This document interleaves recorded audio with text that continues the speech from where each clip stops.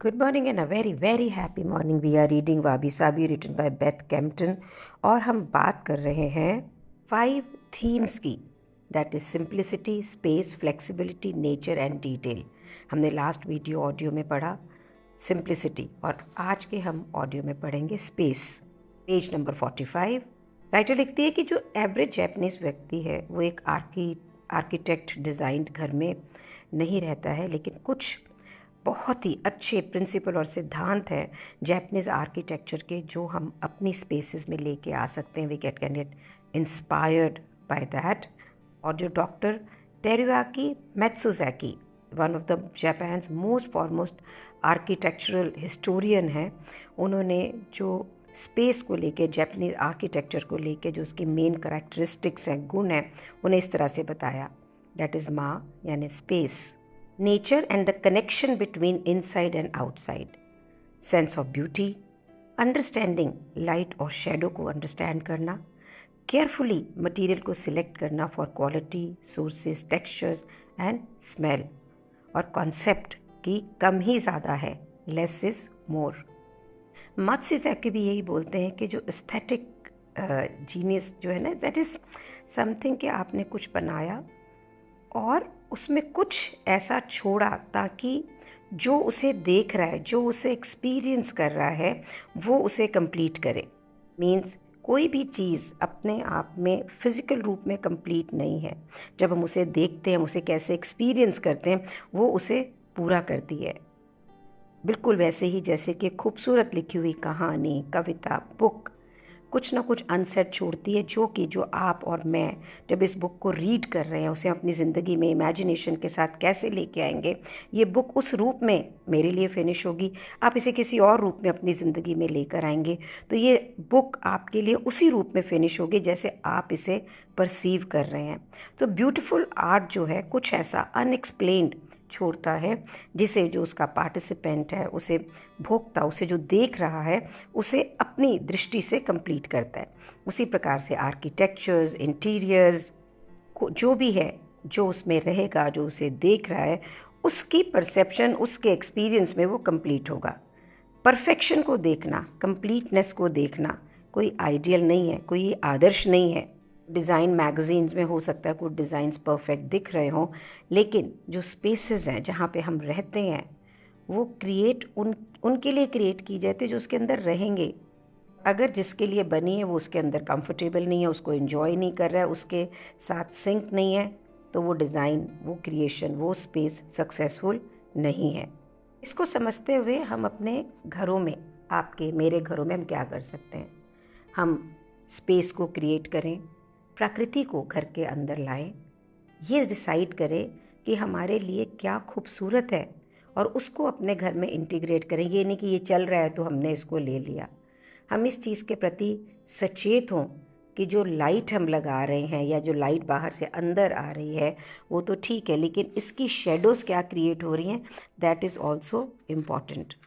जो भी फर्नीचर या जो भी चीज़ों का मटेरियल यूज़ करें उसे केयरफुली यूज़ करें ताकि जब हम वहाँ रहें तो हम उसको सच में प्यार करें. पेज नंबर 46 पे वो कहता है making space one room at a time. आप अपने घर के अंदर एक एक कमरे को पकड़ें और जो अब मैं पढ़ने जा रही हूँ पेज नंबर 46-47 के ऊपर, उसको इम्प्लीमेंट करें. इसे इम्प्लीमेंट करने का जो सेटिस्फैक्शन, जो संतोष आपको मिलेगा, वो आपको एंथुजियाज़म देगा, उत्साहित करेगा कि आप अपने पूरे घर को ऐसा बनाएं जहाँ पे आप रहने से अपने आप को कंफर्टेबल फील करें, अच्छा लगे आपको.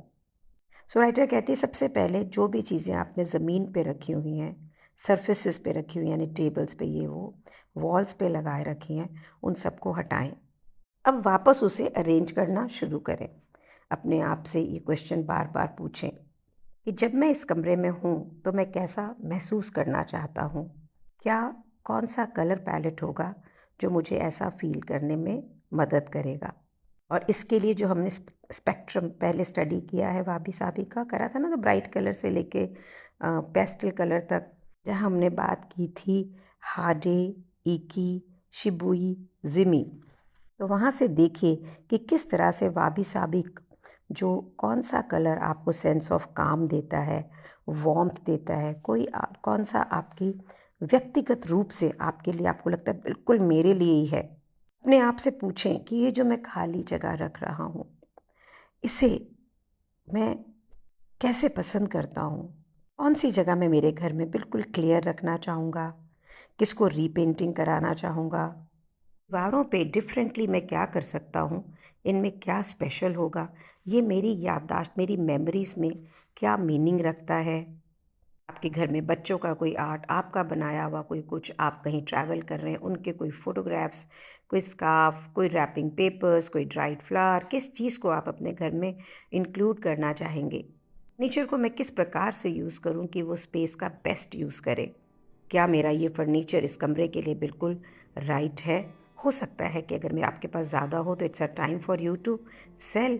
हो सकता है कि आपको कुछ चाहिए तो आप फ्ली मार्केट में जाके कोई इंडिपेंडेंट फर्नीचर मेकर से आइडिया लेके अपने पास जो अभी फर्नीचर है उसको रिप्लेस करें। कहने का मतलब ये है कि उस जगह को वो बनाएं जो आप रियल में चाहते हैं, not from the magazine, how you like it.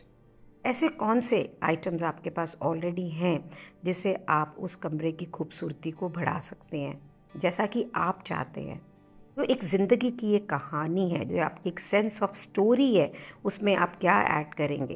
कौन सी चीज़ें हैं जिसे मैं रीपर्पस कर सकता हूँ? How do I create it back slowly in a small groups of interest? प्रकृति को कैसे इस कमरे में लाऊं, कुछ और नेचुरल मटेरियल को इंक्लूड करूं, किस प्रकार से जो डिफरेंट मौसम है उन्हें ये जगह रिफ्लेक्ट करेगी? How can I bring texture fabric से, पेपर से, दीवारों पे रफ फिनिशेस से, फर्नीचर से, फ्लोर से, सीलिंग पे किस प्रकार से विभिन्न टेक्सचर्स जिन्हें मैं पसंद करता हूँ उसे लाऊं?